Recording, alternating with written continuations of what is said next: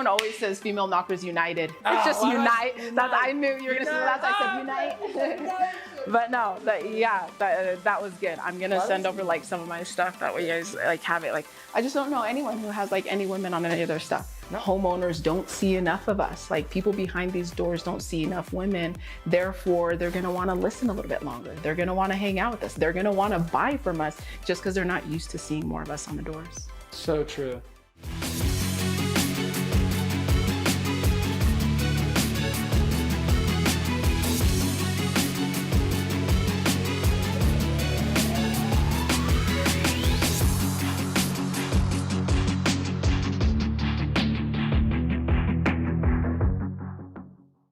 All right, guys, this is Suli Zink, Hey, and friends. she is famous for Females Knockers United and coaches women and empowers female door knockers, which I think is such a under-serviced, under-talked about industry. Like you look at this door-to-door con and you get 90% men. Yes. And I'm like, we're missing 50% of the population in this industry.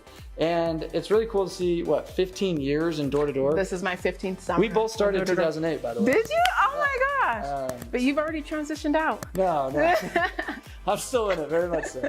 And but the reality is she's done pest control for 13 years. She did solar for the last couple of years. She's won a golden door in pest, a golden door in solar, been super successful, married, 3 kids, balancing that juggling act. And it's interesting to kind of go and talk to you in a perspective of, you're not the typical Utah male blonde dude that I fit that mold. Very, very much stereotyped. Complete opposite. So talk to us about what makes women successful? Like, why should more women do door-to-door sales? Yeah. And I've chatted just with like a few other leaders about like this concept. A lot of times people are flying to different states or different colleges to go and recruit women when we are just missing a ton just in our back doors. Like our cousins, our sister's best friends, people who are our athletes, women who are at the gym. We as women, because homeowners just don't see a ton of us on the doors, they're just less intimidated. So guess what, ladies? Like you are gonna have more opportunities to get through objections and your smoke screens than like Sam or some of these other guys. There just needs to be more of us who are coming and kind of like working on how to deal with a little bit of rejection, how to deal with a little bit of anxiety. But we have a lot more wins in this space if we're focusing on just kind of like uniting and kind of just focusing on some of those tips that we are better at than like some of these guys.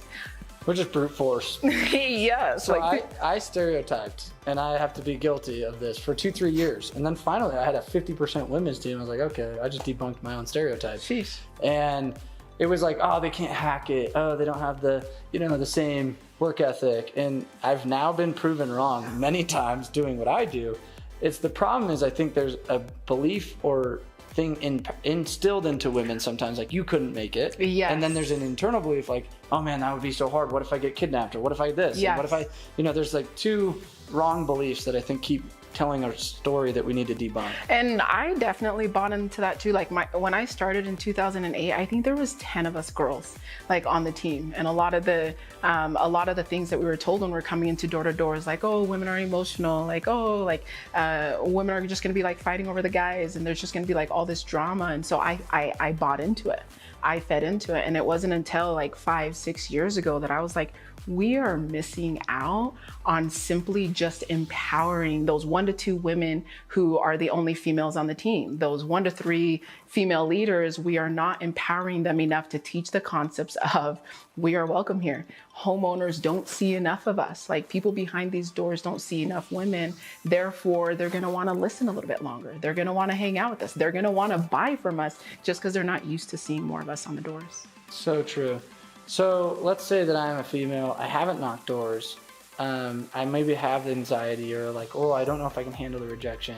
How do I change that belief system? How do I like overcome that to empower myself to to do it? Yeah, that's a great question. And I spent a lot of like my coaching platform focusing on like inner self. It wasn't until I understood who I was. So right now, if you guys are looking into getting into the door-to-door space, you want to be surrounding yourself with other women, even if they're not knocking, but they're going to be positive people in your life.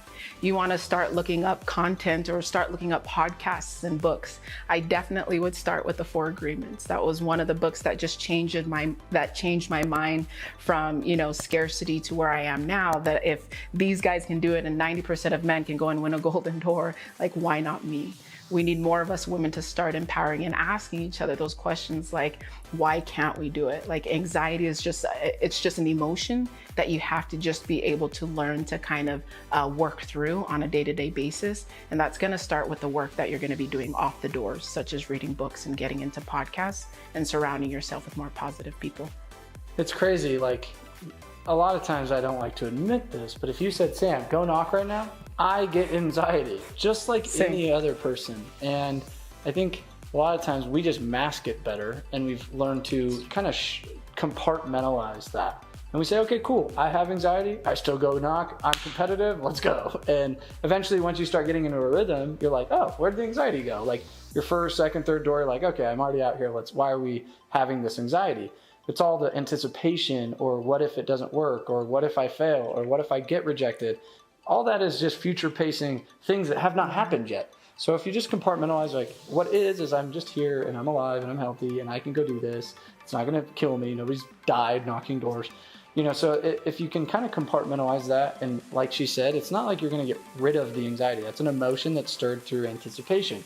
If I can process that, compartmentalize it, and say, cool, I got to work through that.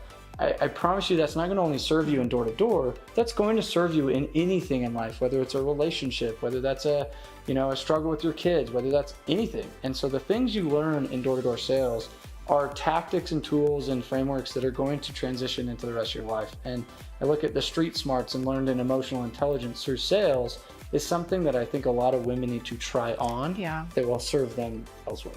And like, if you guys hop onto some of like Sam's courses and things like that, for us as women, some of these concepts aren't taught a lot, like on our Salesforce, like how to overcome anxiety, like how to deal with compartmentalizing. Like, I totally agree with Sam. Men just compartmentalize a lot better, and sometimes we hear that word and we don't understand it.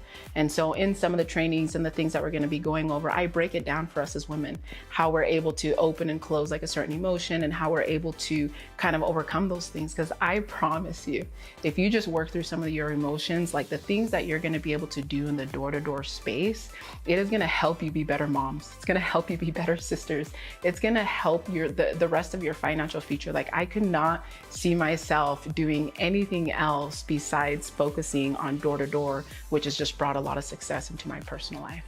So if you're a female that's on the fence and you're kind of like, should I do this? Or maybe you're sitting there about to quit and you're like, I tried that. My challenge to you would be to lean into the uncomfortable, because that's what instills growth. It's not until there's stress on our system that actually creates expansion in our lives. And I look at door-to-door as a challenge every day. It's something new. It's an opportunity to stretch ourselves, create new relationships, and really see what limits are out there, because you can earn what you're worth, and you're not compartmentalized into a box where you're paid 50 grand a year. It's like the uncapped potential, like the millions of dollars that Suli's earned is accessible to you just like anyone else. And so, I would just invite you to challenge your belief, lean into that uncomfortable, and go a little harder. If myself, 37 years old, been in the door-to-door space for 15 years, if I could be a mom, have 3 kids, married, also went through challenges of being overweight on the doors, and have found so much financial freedom, found so much other tools in my personal life, if I can do it, ladies, so can you. If you got some value out of this video, so hit the subscribe button. We love to hear your comments, shares. Let's hear it, ladies. Like, chatter on this thing. Be like, this is what I learned, and this is what I'm doing. And like, we want to collaborate, and like, that's one of Suli's missions, is to unite and empower the female class of the door knocking space. And so, collaborate on this video, and we'd love to hear your guys' insights and advice as well. So thank you guys for watching. Again, Sam Taggart, Suli Zink. Go follow her on Female Knockers United. And let's go. Thanks, Sam. See you guys.